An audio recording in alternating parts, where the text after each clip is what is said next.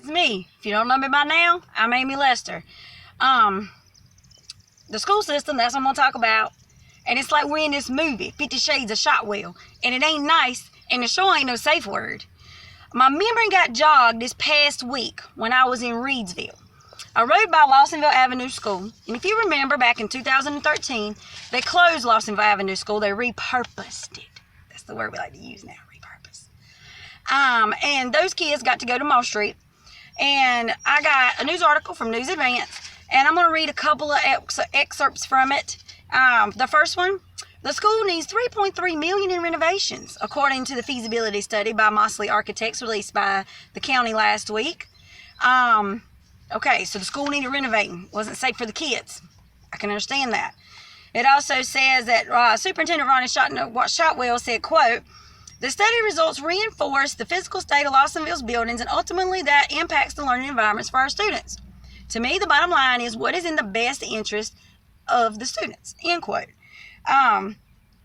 It also says that the building constructed in the 1950s will cost $1.5 million to upgrade, and the second building will cost $1.7 million to improve.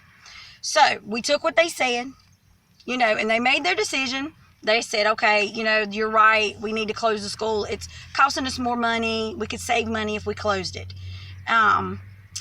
But they repurposed the school. We now have 3 Head Start classrooms with 18 children and 2 teachers in each room. We have a parent resource center over there, and it's got 2 staff on duty every time I've been in there.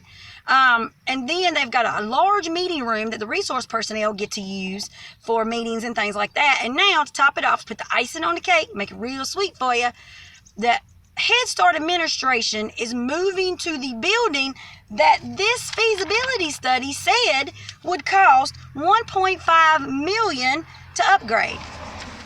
There's not been any improvements, to the best of my knowledge. There's not been any improvements to the school. Not on the $1.5 million range anyway. We trusted them when they closed Lawsonville Avenue. Are we going to trust them for some of the same reasons for Dillard and Draper and South End? I say smoke and mirrors. It's all smoke and mirrors. They get your attention and get your mind over here on one thing while you're focusing on that, then they do something else. They want to talk about transparency. I don't think it's transparent. To me, they're about as transparent as that Dan River after we got that storm last night. Share with your friends.